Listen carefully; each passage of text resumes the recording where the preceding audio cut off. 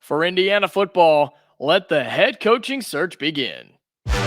You are Locked On Hoosiers, your daily podcast on the Indiana Hoosiers. Part of the Locked On Podcast Network, your team every day.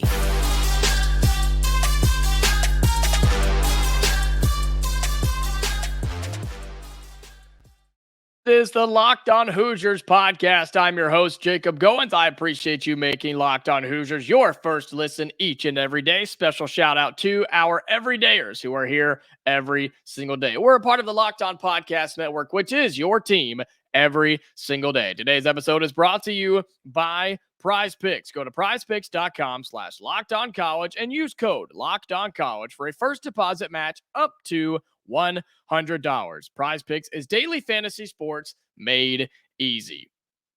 Well, for Indiana football, let the head coaching search begin. And let me tell you, it has already begun. It is off and running. Names are flying off the handle left and right.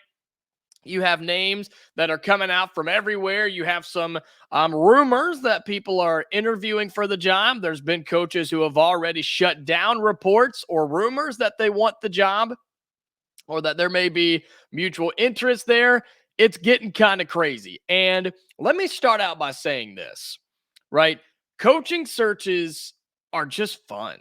They're fun, right? Because it's the start of a new era, right? It's the journey to a new era of football, whether football or basketball or whoever, whatever sport it is. And I'll say this too. It's never exciting or fun or just, I never get joy out of somebody losing their job, right? Somebody being let go, somebody being fired, like we saw Tom Allen or any other coach, right? Or any other job. I never enjoy that, but I think we can all agree that it was just time. That had run its course, right? For years and years and years. And it was just time for this relationship to end. And now that we can get past that, coaching searches are a lot of fun, man, because you're seeing all these different names and people are throwing out haymakers and seeing if they stick to the wall, right? Like you're testing the spaghetti noodle on the fridge, and sometimes it gains a little smoke. Sometimes there's a little traction there. Sometimes it's like, oh, wow, could this really be happening? And then other times it's like, okay, why are you throwing out such a ridiculous name that'll never happen? Urban Meyer. So that's what makes this so much fun. And the fans are getting going on social media and on all the boards and in the comments on YouTube here. Like, it's been a lot of fun. And so I want to start the episode by saying this. If you're on YouTube, drop down in the comments, who do you want as Indiana's next head football coach? Who do you want? Who do you think it'll be? Because I think those can be two different answers. And then maybe a long shot, right? Who is a long shot that Indiana could get, should get, or just somebody you'd like to see the Hoosiers go after? Be sure that you drop that in the comments on YouTube. If not, go to X, go to Twitter, and tweet at the show at Locked On Hoosiers. Be sure you do that.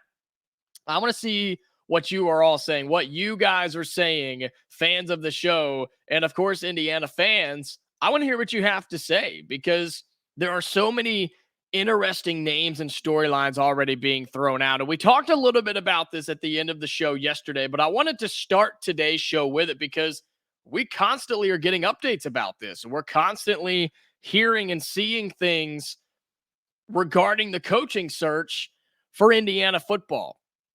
And I said yesterday that I wanted it to be more of an up-and-comer rather than a former Big Ten head coach. I didn't say it couldn't be a head coach right now.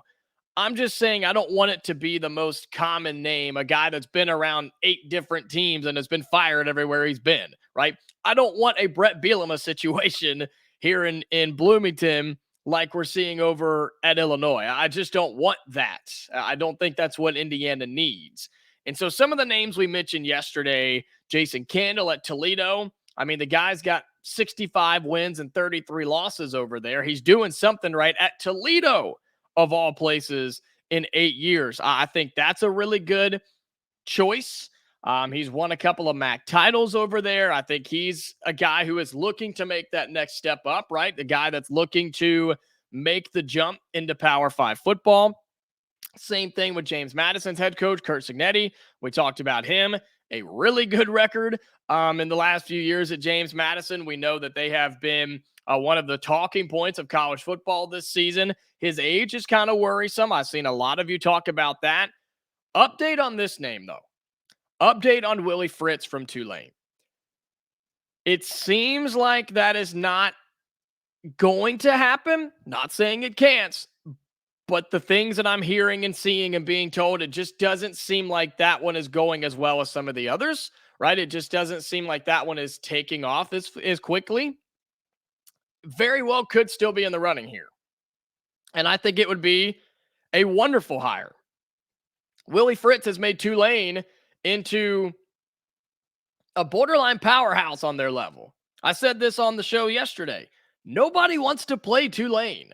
You don't want to play that team. You don't. And I think Indiana needs to get back to having that mentality, right? I remember the times where Indiana, where when we were on the schedule, people were scared. People were worried, like, okay, here comes Indiana. You have to be ready to play. You have to be ready to go. And that's exactly what Tulane is. And that's what Willie Fritz could make Indiana. Now, is that going to work out? I don't know. I don't know. I mean, the dude's got Tulane ranked, guys. He has Tulane ranked in football. Let's just think about that for a second. I've seen a lot of Tom Herman, right? I've seen a lot of Tom Herman from FAU. Maybe so. Maybe not. I don't know. I don't think that's going to happen. And that's more of a gut feeling than anything. I just don't know if he would take that jump or if Indiana would take that jump as well. The other head coach that I've seen a lot of people talk about is Kane Womack from South Alabama. And that's a really, really interesting one because that is not a common name. It's not a common school. It's not a common name. It's not a common coach, not a common program. But he's also not a common head coach. He's only been head coaching for a few years. He has his first head coaching job at South Alabama just 2 years ago. So that gets into the questions of, okay, does Indiana in this athletic department, do they really want to take a gamble on somebody who is fresh into the coaching world? I don't know. And I wouldn't hate it, but Indiana needs a little experience, I think. I mean, you're taking over a program in the Hoosiers that it's down. Let's just be real. It's down. And you have to come in and know how to build it back up, how to recruit, how to build a foundation, how to win over a locker room, how to earn respect from the players to the coaches and the coaches to the players. And I just don't know if a guy with such little coaching experience could do that. I don't know. I mean, we know he's been here before, but as a head coach, I just don't know, man. I think it's a huge gamble. But guess what? It's one of those gambles that if it pays off, it'll work, right? It could be really, really good if it pays off. But you're dealing with a guy, luckily, that's been in Bloomington, right? A DC here. And that would be a familiarity factor. But other than that, I just think it's too big of a risk. But again, if it worked out, he could be the coach of the future with as young as he is. This name has been thrown around a couple of times, and he already shut it down. Dan Mullen, formerly from the SEC a couple of times, Mississippi State, and then, of course, Florida as well. He shut it down. I saw a comment about it earlier today. He shut that one down pretty quickly. But there's a couple of names, man. I already talked about Pat Fitzgerald. Absolutely not. No way, no way, no way. No. Do not touch Pat Fitzgerald if you're Indiana. Same thing with Paul Chryst. I wasn't excited about that one either. And those are just some of the names that have been really, really common. There was a thing about Mike Hart possibly interviewing for the Indiana job. So I don't know. There's so many different names and possibilities. But I just think you don't want somebody super old, but you don't want somebody super young. but it's got to be somebody with some head coaching experience. It's got to be somebody who knows what they're doing, but hasn't been around 8 or 9 different jobs. That's how I feel. I want to know what you think. Again, if you're on YouTube, drop it in the comments. Let me know. Drop some names for me. We'll talk about them throughout the next couple of weeks. Drop me some names, and we'll talk about who Indiana should hire as their next head football coach. Coming up here on the show, we're going to take a look, switch back over to basketball. First time we've led off the show with football in a while, huh? We'll flip back to basketball and see what Mike Woodson and his comments were in his weekly radio show. I think that's important that we talk about that as Indiana getting ready to open up Big Ten play. We'll have that for you coming up in just a second. Today's episode of Locked On Hoosiers is brought to you by Prize Picks. Prize Picks is the largest daily fantasy sports platform in North America. They are the easiest and most exciting way to play daily fantasy sports. It's just you against the numbers. I play it every single day. I almost hit a 6-legger the other day. I didn't, but I almost did, and it would have been really, really cool. It was actually one of their Cyber Monday specials. So I placed it. Unfortunately, I did not hit, but man, it was exciting. And it was the last leg too. It was so close to hitting that 6th one. But it's so much fun. And I use Prize Picks every single day. You can play alongside some of Prize Picks' favorite players like rapper Meek Mill and comedian Andrew Schultz. You can now find community plays under the promos tab of the app to view entries from some of the biggest names in the Prize Picks community. And you have quick withdrawals, easy gameplay, and an enormous selection of players and stat types are what make Prize Picks the #1 daily fantasy sports app.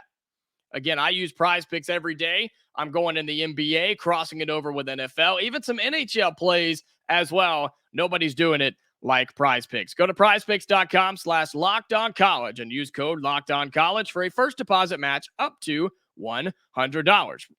And again, prizepicks.com/lockedoncollege and use code LOCKEDONCollege for a first deposit match up to $100. Prize Picks is daily fantasy sports made easy.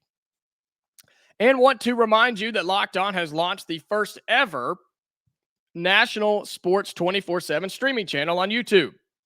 Locked On Sports Today, again, that's Locked On Sports Today, is here for you 24/7, covering the top sports stories of the day with the local experts of Locked On, plus our national shows covering every league. Go to Locked On Sports Today on YouTube and subscribe to the first ever national sports 24/7 streaming channel. Well, Mike Woodson had some comments during his weekly radio show just about where the team is, about what's happening, what's coming up for Indiana as well.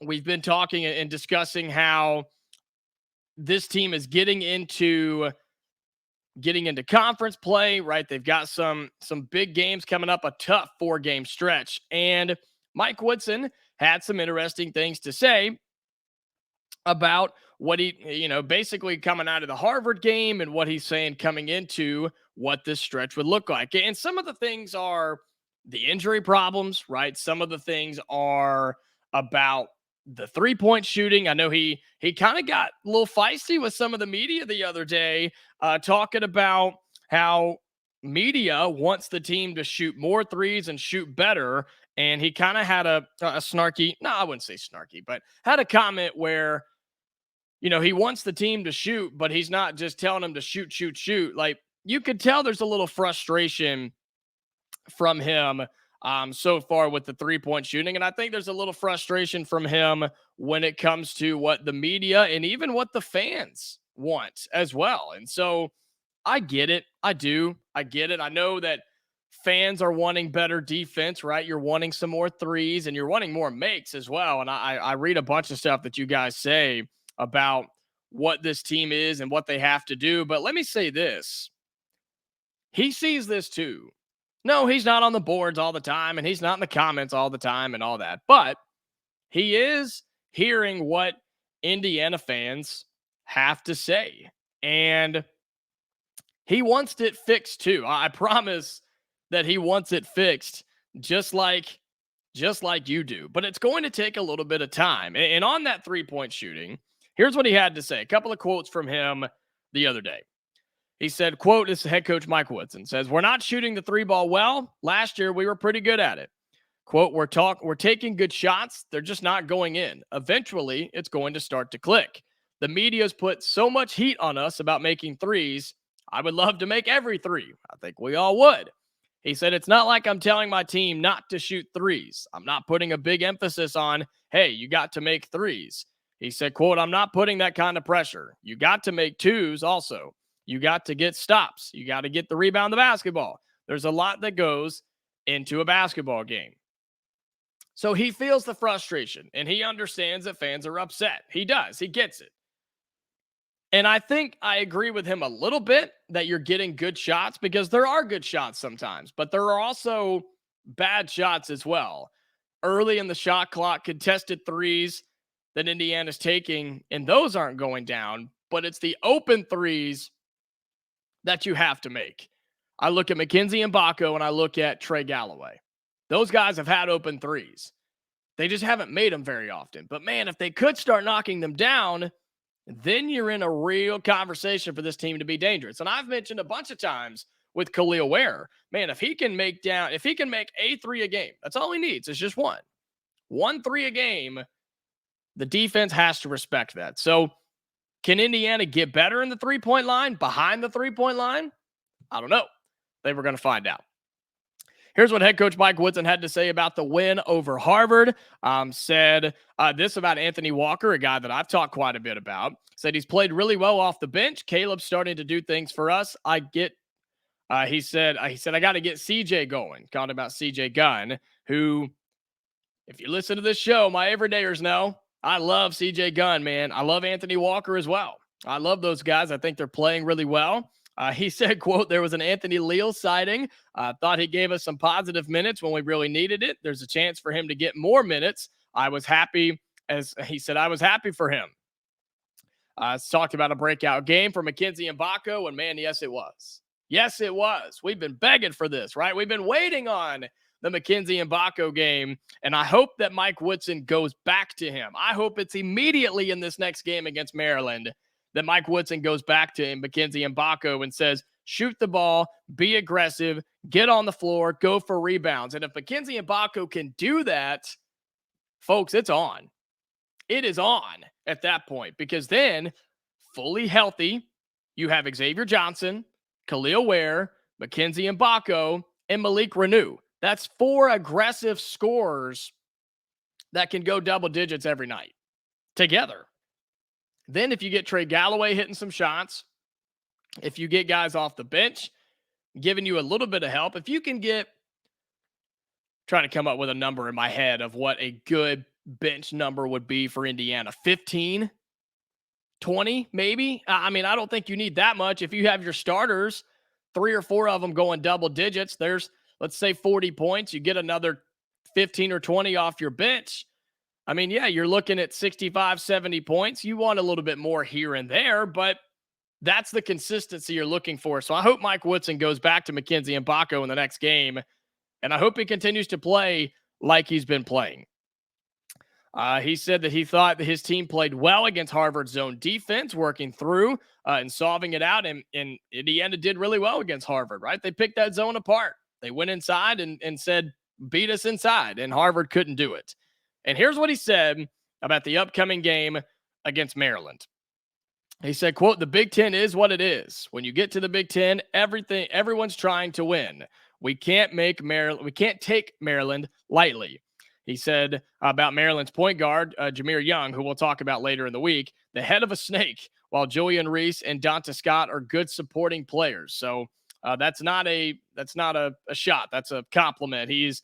Jameer Young is it. He is him, is what Mike Woodson's trying to say. And he said, quote, they're probably searching too, trying to figure out some things since they have a bunch of new faces like Indiana does. And they've been off to a little bit of a slow start this season. So overall, how do you think Mike Woodson feels? How do you take some of those quotes about what we've seen so far, about the 3-point shooting, and about the upcoming game against Maryland? To me, it sounds like, and when I watch the videos and hear the audio and then read the quotes back to you, he sounds confident.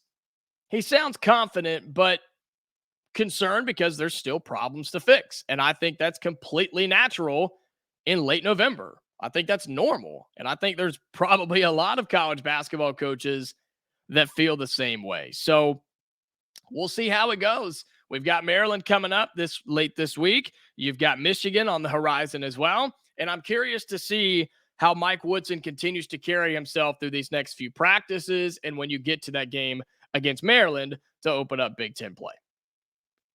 Well, we'll take a look at bracketology, the latest bracketology coming up here on Locked On Hoosiers and where Indiana stands. Remember, they were on the bubble last time we looked at it. We'll see where they are now and who they have coming up on the schedule. That's also included in bracketology. We'll talk about that coming up in just a second. Today's episode of Locked On Hoosiers is brought to you by LinkedIn. When you're hiring for your small business, you want to have as many top-tier candidates as possible to interview. That's why you have to check out LinkedIn Jobs. LinkedIn Jobs has the tools to help find the right professionals for your team faster and for free. I've used LinkedIn when I was looking for a job way back when. My company uses LinkedIn. I know so many small businesses. My dad, who owns 3 small businesses, he uses LinkedIn Jobs all the time looking for part-time, full-time employees because it's so important to have the right person for your small business. LinkedIn isn't just another job board. LinkedIn has a vast network of more than 1 billion, that's billion with a B, professionals, which makes it the best place to hire.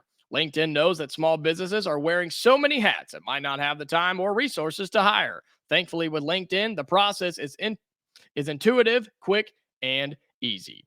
Post your job for free at linkedin.com/lockedoncollege. That's linkedin.com/lockedoncollege to post your job for free. Terms and conditions apply. Well, let's take a look at the latest bracketology on ESPN, according to Joe Lunardi for college basketball, as we've made it through Feast Week, right? We've kind of gotten through that, and we've gotten through all the crazy regular season non-conference tournaments, which, by the way, weren't those fantastic? I mean, weren't those just really, really good games and matchups in college basketball? I absolutely loved it. It's one of my favorite times of the year, and you have the tournaments, you have the different classics, right? The Empire Classic and the Legends Classic and all those different ones. But then, of course, the Battle for Atlantis and the Maui Invitational, which was stacked this year, the ESPN Invitational. I mean, just so many different ones. So this latest bracketology that came out yesterday is updated with all of that, which will give you a pretty good idea of where we sit as we're on the way into December. Your top overall seed is Purdue, of course, from the Big Ten. And last time Indiana was on the bubble, they were on the last 4 in line the last time we did this. You're not going to be happy with this, but Indiana is not just the last 4 in. They've actually dropped. They're not even the first 4 out. We're the next 4 out. Yeah, here's what the bubble looks like right now. Last 4 byes are Colorado State, Arkansas, who's off to a rough start, Iowa State, Providence. Your last 4 in, Northwestern, a Big Ten school, Texas Tech, Xavier, and Nevada. Your first 4 out are Oregon, Iowa, Big Ten, NC State, and Cincinnati. And your next 4 out are Indiana, St. Mary's, New Mexico, and Virginia Tech. I don't quite understand how Indiana dropped here. I don't really know what happened between the last one and this one. I mean, yeah, you took the loss to UConn, but it was a top 5 team in the country. And since then, you turned around and beat Louisville. You have your win over Harvard, who, I think that team's going to compete for the NCAA tournament themselves. I just don't fully understand how Indiana dropped from not just the last 4 in, not the first 4 out, you're now the next 4 out. I don't get it. I don't understand. Again, this is a projection of what Joe Lunardi and ESPN think is going to happen come Selection Sunday, but I just think you're wrong. I do. Now, do I think Indiana is a full-on 100% lock to be an NCAA tournament team? No. Absolutely not. I don't. But for you to say that there are almost 80 teams better than Indiana, I don't think so. I just it would be really hard for me to sit down and pick 75 to 80 better teams than Indiana, more talented teams than Indiana, more exciting teams than Indiana, and have higher potential than Indiana too. I think that has a big part to do with it as well. So whatever, right? Whatever. I mean, it's late November, early December. Does bracketology really matter here? No, not necessarily, but it gives you an idea of where the Hoosiers are. Gives you an idea of where this team sits as you open up Big Ten play. Here's where your other Big Ten teams lie. I gave you the teams on the bubble. You have Purdue, who's the number 1 seed, coming into the Midwest. You have also, I had some of these written down. There we go. You have not very many, because the Big Ten is down to 6. Last time, I think they had 8, right? Last time, I think the Big Ten had 8 teams in the NCAA tournament. You now have 6. Michigan State as a 6 seed. They have dropped. You have, we mentioned Indiana on the bubble. You have Wisconsin as a 7 seed right now. You have Northwestern, who's right there on the bubble as an 11 seed in one of the play-in games. And just not very many teams from the Big Ten are represented. You have Ohio State as an 8 seed. Just not very many teams. And so that could be Illinois as a 7 seed. There we go. You just don't have all that many teams, and that's not good for Indiana. I've said this. This is not good for the Hoosiers. You need the Big Ten to be good. You need the Big Ten to be really good, because Indiana's got to get some quality wins. And at the end of this thing, if the Hoosiers only have wins over 3 or 4 NCAA tournament teams and a bunch of losses against non-March Madness teams, the resume is not going to speak well. The resume is not going to look very good, which means Indiana will not be able to afford some losses, and that's a tough spot to be in. That's a really tough spot to be in, because look at the conference breakdown. The Big 12 is up to 10 schools right now, according to Joe Lunardi. SEC with 8, Big 10 with 6, the Big East with 6, ACC with 5, Pac-12 with 4, Mountain West with 3, and the American with 2. Indiana can't afford this, man. They cannot afford the Big Ten to not be good, because they have to get wins, and they have to get wins somewhere. Some of your non-conference games, Auburn as a 6 seed. Kansas has dropped to a 2 seed. You're playing them coming up in just a few games. Just not looking great. So what does this mean for Indiana before we wrap it up? Indiana has to win the games that they're supposed to. You have to beat the teams you're favored to beat. And you're going to have to get some upsets this season. A win over Auburn would be huge. A win over Kansas at home would be huge. Beating Purdue at least once would be massive.